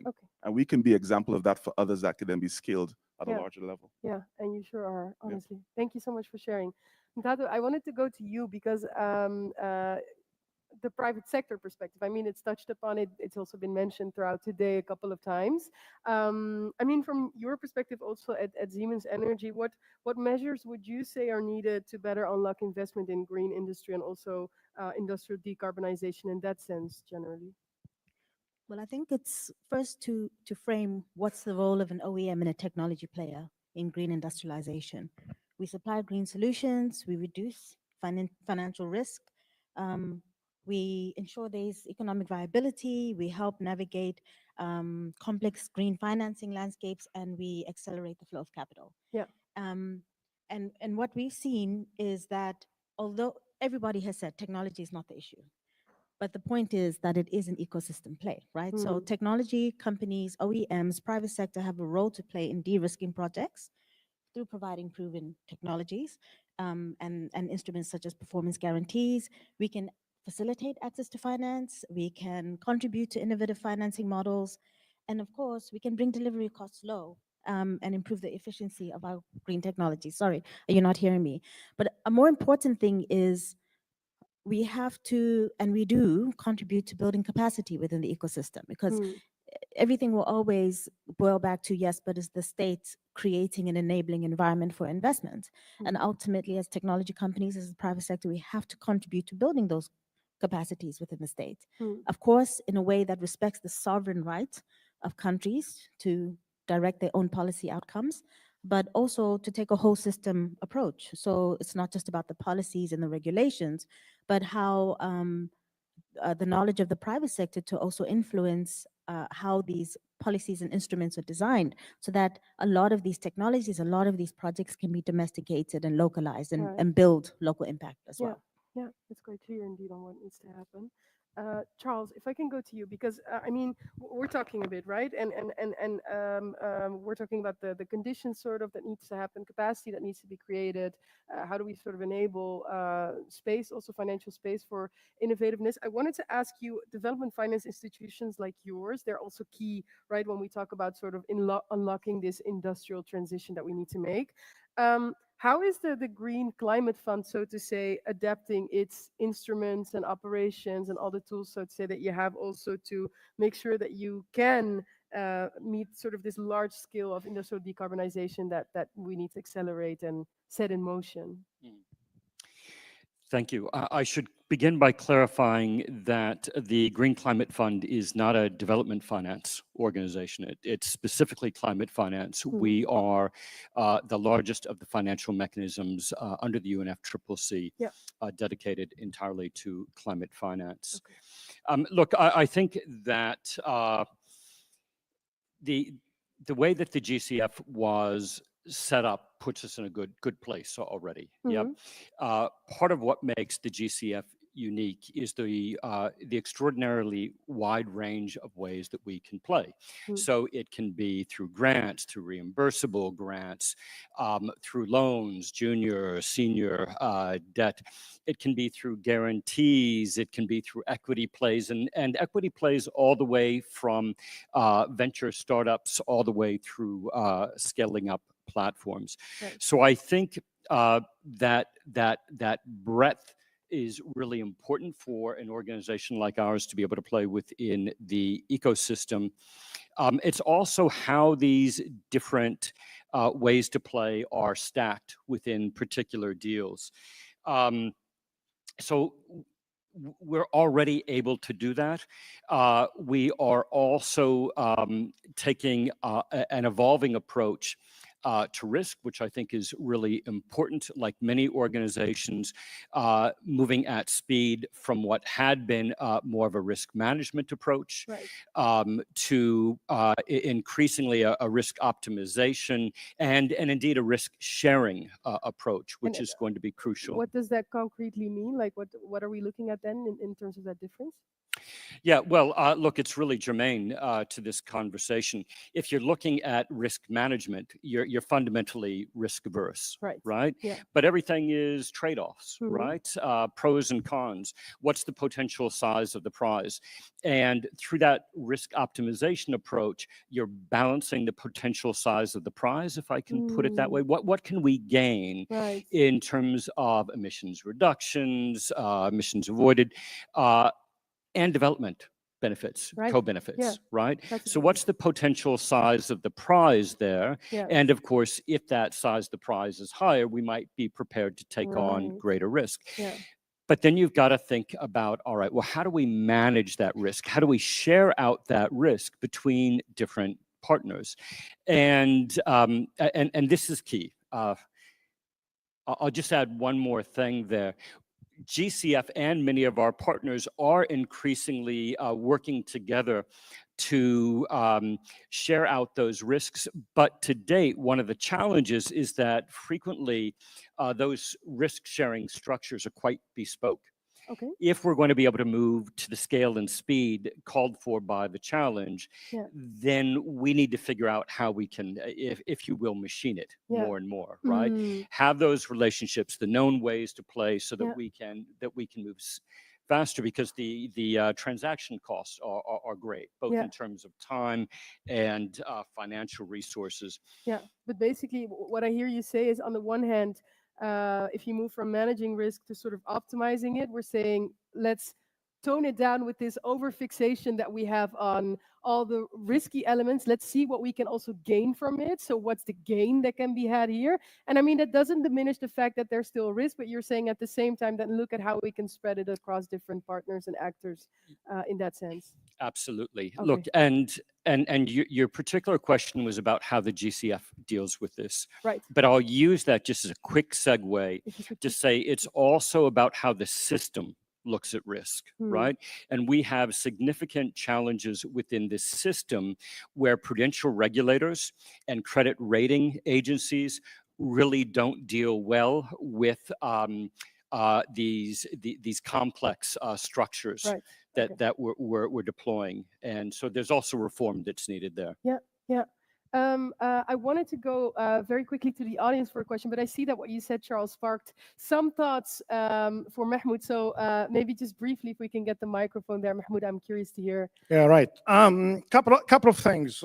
Reaction to what just been mentioned by Charles on risk. There is actual risk and there is the perceived risk. And in our countries, the global south, the perceived risk is much higher than reality. So it requires this kind of great deal of partnership with the likes of the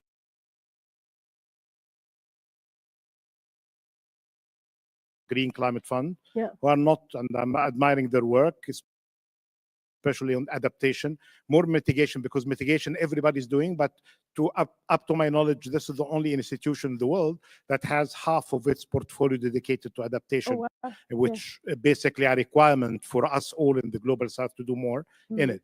But I like really to get through this discussion today, the awareness that the perception of risk in developing economies and emerging markets is very different from the actual case. And this is based on the GEM. This is the database for the emerging markets, the GEM, which is available. You can just Google it now, and they will tell you that the default rate in developing economies and emerging markets is much, much less than what's there perceived by the rating agencies. But and then there is something else. You get the rating. I may have the same rating like you. It's like exactly I may have the same certificate from the same university that you have it at the same grade. But the market would behave differently based on many things that perhaps require more attention to communication, to partnerships, and to many people who can really say the word, not just through you, but on your behalf. Yeah, this is so, and I see that it sparked something for Tato, and also for Jonathan. Please do go ahead. I- Yeah. I'm certainly not trying to beat up on Charles because obviously, like everyone here, do admire the work that his organization leads. But I think Mahmoud is perfectly correct, and we live it in Barbados. So whatever scale you fall under, and the ranking you have, just because of your profile of being a small island state, where you're located, there's certain things you're just never going to be able to access on the basis of a kind of shared framework. So I was a little bit nervous around the language of moving away from bespoke, and I understand that for the purpose of speed, right? And going to this kind of industrial scale deployment of capital. And I agree with the industrialized scale of capital, but I think we have tools available to us now that we simply didn't have 5 or 10 years ago. The advent of AI and the ability to build models in a way that that are more specific and more prescriptive than ever before, that we can do bespoke faster. I think that's really, really what my excitement around from a kind of governance level, that we can get to end results and specificity faster, as opposed to this kind of going to general buckets of falling within I would also love, and then I want to see if there's a question from the audience, but from a private sector perspective, I also saw you it resonates nodding. because again, I'll bring this back to the ecosystem of players. There is an opportunity to bring in technology players, to bring their proven technologies, their proven performance to the table as a way of de-risking capital. There doesn't have to be a higher weighted average cost of capital for Africa and Caribbean countries, right? So we can demonstrate bankability, we have performance guarantees, we have warranties, we can do modular scalable solutions. So why not leverage all the players in the room to de-risk this capital? Yeah, it's quite clear. I mean, I think this sort of goes to show, and it sort of also showcases how big of an issue it is, right? The actual risk, but then the perceived risk, and also the real life implications being born from that and what it sort of does. We'll continue the conversation in a second, but in the meantime, I mean, quite some things have been shared. So I was just curious to see, is there a question to any of our panelists so far regarding what we've discussed? Yes, I see a hand over there. I'm coming your way. If you could stand up for a second, share who you are and what your question is. And if you keep it brief, we can do maybe one more also. I'll hold it for you. Hi, good afternoon, everybody. Oh, sorry. I'm Bianca Merchant. I'm a research consultant with the Barbados delegation. That's my minister over here. Cool. So one thing I kept hearing throughout the day was the need to just include technology in order to address these problems. Having finance to purchase technology to fix a lot of the environmental problems that's happening. But with mentioning technology, I'm not hearing anything about investing these same finances into training persons to work these types of technology. And not only just training persons, but training local persons within the country so that they can have job creation and things to that extent, and also improving the skills of the local persons. So your question is, so why is that not something? Is it something that's included? Is it something that is automatically attached to getting the technology, or is something that just hasn't entered the chat yet? Yeah, that's a really good one. Thank you so much. When we talk about investment and financing, not just skills, but also like locally making sure that people can take it up. Is there anybody that wants to I can kick off. Yeah. So the first thing is the technology play must include capability building and building of the ecosystem, especially where you can leverage economies of scale. And not just about people, it's about the value chain, it's the supply chain as well, and across the full life cycle of projects. So 100% agree. I think some of the frustration I feel representing a technology companies, we've got all the tools in the toolbox. We just can't manage to make this pizza, right? So can we just get the economies of scale, the aggregated demand, get all the parties in the room to make sure that we develop these solutions, and then make sure that there's a multiplier impact in the economies that we do them in? Yeah, I see, Charles, you also wanted to add to that? Yeah, I thought that this was a great point to raise, and this speaks to some of the ways that the public sector and private sector finance can work together. So in the case of some GCF investments, we can couple a grant-based mechanism that's looking at training with loans or an equity play in the capital asset, for example. But you're right, one without the other doesn't get you to the secret sauce, so to speak, right? So really important, but there are other layers as well where you need that training and capacity strengthening, including within the deeper system itself. right? Understanding or the establishment of policy frameworks, capacity strengthening of parliamentarians to better understand, well, what are my policy options here? What are the pros and cons of each? So different layers and ways to play around capacity strengthening, all of which are crucial. Yeah, thank you also for raising the point, because it's a really good one, right? I love that you said, Ntato, like we have all these tools in the toolbox, but we can't seem to be making the pizza. So also within investment, when we look at that financing, even skills, and you explicitly mentioned local. So local workers also, I did not go unnoticed for me, at least. I think that's a really important question as well. I wanna go back to discussion that we're having, right? Because I think we've touched upon a couple of points. We talked about illicit finance, leakages in the system. Mahmoud, if I go to you, like you mentioned the leakages in the system, what this inaccurate perceived risk has for real life implementations for a lot of like people in the global south, a lot of institutions, the work that needs to happen, how the market responds to it, the injustice of it, so to say, illicit financing, the conditions that we need. Now, we know that we sort of like need to talk to each other more and sort of come together. So how would you say that private actors specifically, whether it's individually or collectively, can sort of engage with policymakers and financial institutions also to ensure that we create this long-term demand and these investment signals that are required? If we can get a microphone to Mahmoud. Thank you so much. Right. So let's just remind ourselves, where are we now? So assuming that we put the house in order, we have the macroeconomic policy, you have a development strategy. There is no country in this room without a strategy for 2030. Right. Because based on the submissions to the UN system, every country has it. And then you have the growth model, which is basically need really to deal with issues on finance, on relying more on the private sector.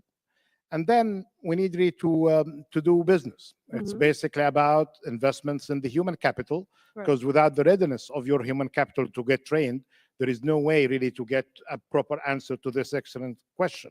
Yeah. And then you need really to have the basic infrastructure, the investments in energy, in electricity. The case of Betty, which is the case of Africa, half of the population are without electricity. You can tell them, well, we are going to train you to do more R&D, but without access to electricity, you are not really going to be part of the ecosystem and not going to be part of the value chain.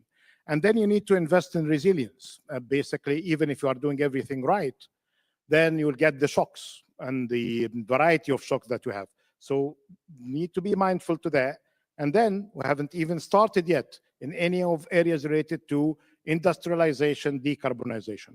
So on how to do it better, this is the issue of the concept of public-private partnership. The narrow definition of it, again, 80% of the investments required are in infrastructure and in energy. The $4 trillion of SDG gap, including for industrialization, are related to energy and infrastructure. So the best way to do it is public-private. Or actually, I would say, because I was a minister of investment before, it's private-public. Why?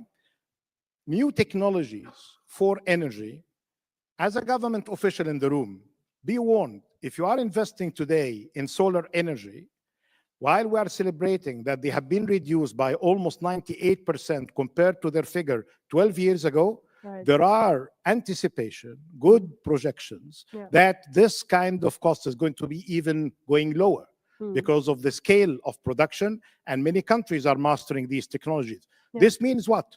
If you are doing it yourself as a public official, you will be subject to a great deal of accountability and question marks if you are doing it your own. Here, it's a division of labor. As a public official, do the policy, do the regulatory framework, pave the road for the private sector to do the public-private partnership, because this is not a game for you. Because the technology is changing fast, the risk is changing fast, and you might be doing your best in doing the bidding and the scrutiny of the deals based on technology of today that's going to be disrupted tomorrow. The same thing, this is the wing of sustainability and energy and renewables.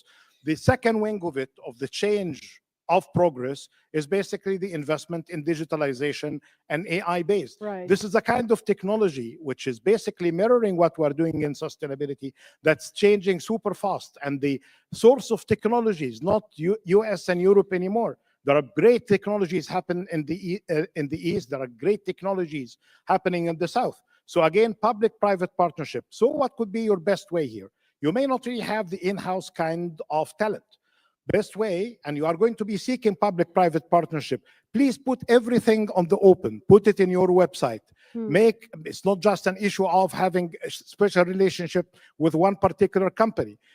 And then insist on this issue of additionality in the value added. Insist on technical advice to the regulators and the policy making. This could be part of the deal. And the art of the deal, in the proper way, not the way that we know it from someone, is basically about being transparent, being inclusive, and not to make anything subject to a challenge. If you do this kind of thing, and you happen to have critical raw material, and you are in one of those typical 54 countries of Africa, for instance, one of the small islands of the Caribbean, you may have some of that. You say, well, these are my conditions.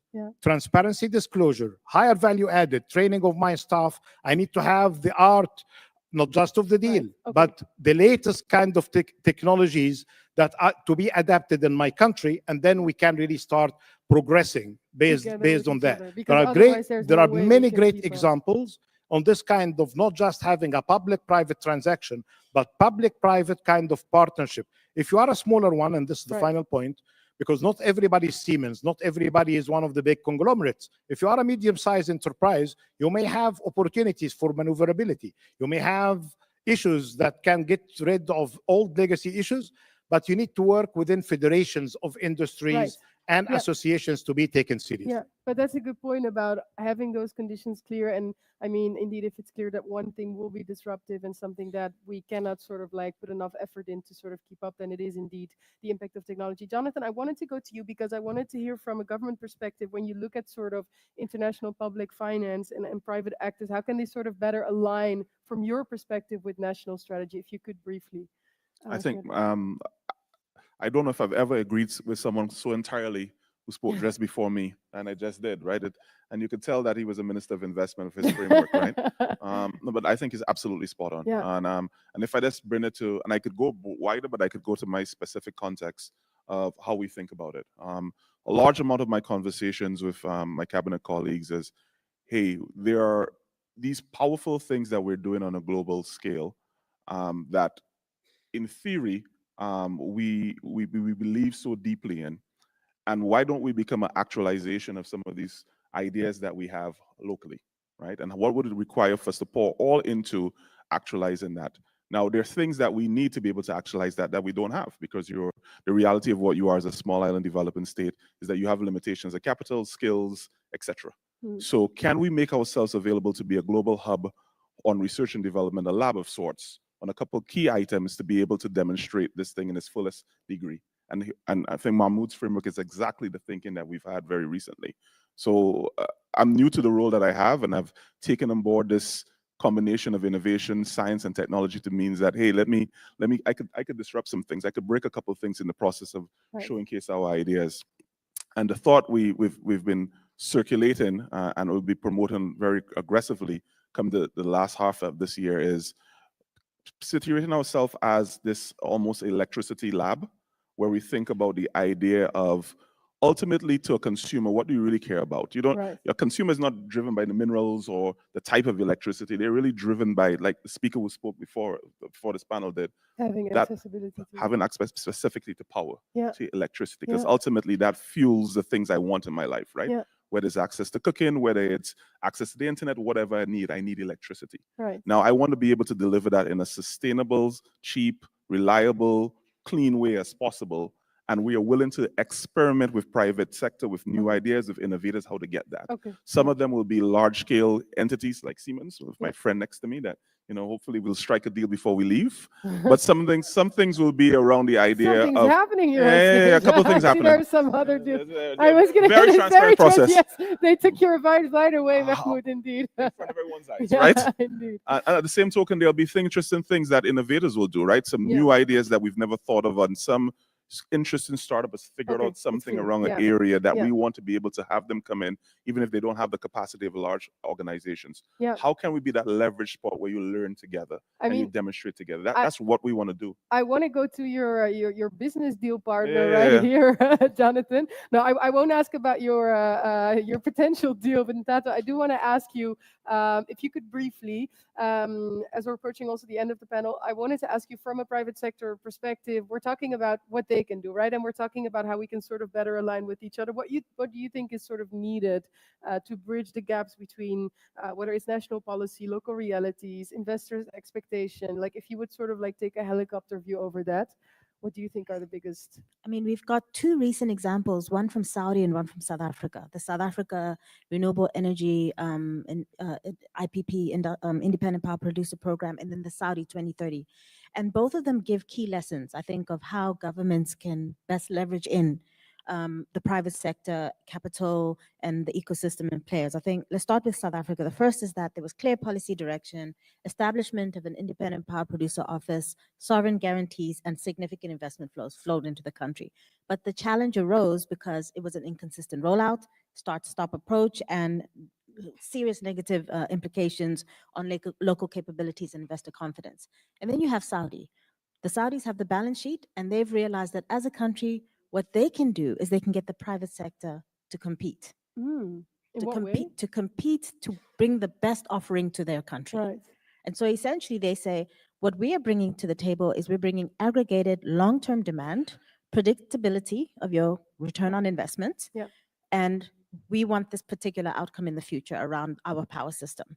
And all the OEMs, all the major technology companies, EPCs, developers, then come and compete to give the best offering, not just in terms of technology and delivery implementation, Yeah. but also in terms of localization, local content, and developing tier 1, tier 2, and tier 3 But suppliers that's a in their really country. creative way also Absolutely. to get them indeed. If you You sort need a of crank balance up sheet for that that. competition, right? Indeed, and it does a lot.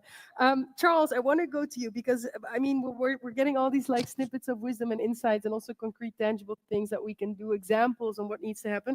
Earlier, you mentioned reform. You said reform is needed. That was the note that we ended on with the previous question. I wanted to ask you what specific reforms or innovations are we then looking at when we sort of look at sort of what's needed to strengthen the catalytic effect of financing in that sense? Thank you. I just want to clarify, Mahmoud. I think that we were aligned on the issue that the credit rating agencies and the methodologies don't give quite a fair shake here. Right. Right. Yeah. That's a good point. And that's one area of reform, if you will. That's a bit on the supply side. There's also the demand side of reform, where we need clear, we can use public policy, public procurement policy to send strong signals. Robust carbon markets is another example. And then that alignment between industrialization and trade policies. All of that is true in terms of that reform agenda, but I think that there are three big shifts that need to happen. And one of the most important, I think, links up to a previous question here. And that is this shift from siloed projects, pipelines and initiatives to integrated country platforms. And as in the case in the Caribbean, indeed, a regional platform, the first of its kind, which has this extraordinary potential for an economy of scale. So there's that shift. There's also that shift that I mentioned before from risk aversion to risk sharing. And then lastly, that shift from piloting to actually finding those things that work, rolling that out at scale in much more of a program and portfolio approach across countries. Yeah. I love that. I'm writing along with you, and I mean, I'm almost going to say keep on going because like that's a good list. But we are at Got the a end list, of time. but we'll stop there Look, for I time. see. Yes, no, thank you so much. Because so we need to move from siloed approaches to more integrated, sort of like. And you mentioned a good example of a country regional platform, from risk aversion to risk sharing, and also indeed rolling out at scale. I mean, a lot of that has an undertone of solidarity, also, right? Whether it's risk sharing, whether it's breaking free from silos and having this integrated approach altogether. So I take that away as my bit of wisdom. We are really at the end of time, so I want to ask for a big round of applause also for all our speakers. So please, if you could, I want to thank you all so much. Thank you for being here with us also today. I would say all the insights that you shared, please, if you want, once more, a big round of applause. Oh, yes. Oh, yeah. If you want to huddle together in the meantime for a photo, then I will do some last announcements because we are about to enter the lunch break, which is until 1 p.m. So make sure that right after. It's until 1:30. You see, that's actually really, you got a 30 minutes extra for lunch, thanks to this lovely lady right here. Yes, indeed, you may have an applause for that, but at 1:30, we do ask everyone to make sure that they're back at the roundtables, where hopefully all the insights that our panelists have also given us can be put to the test in concrete sessions. So make sure you check out which roundtable you're going to attend. It's a first come, first served basis, and there is limited space. So make sure to be there on time. The rooms are room M2 for the odd number of roundtables, and the even ones are in room M4. And then I see you back later during the plenary. Thank you so much.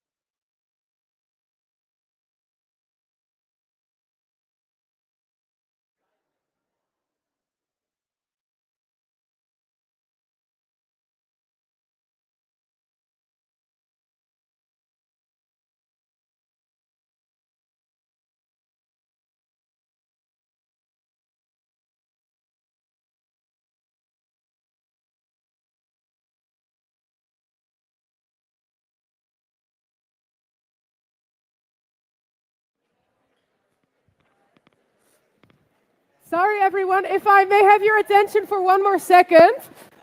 We had a little typo in the presentation. The lunch break is until 1:15. So if you could all be at the roundtable session that you want to attend at 1:15, that would be amazing. Thank you so much and enjoy lunch. Thanks.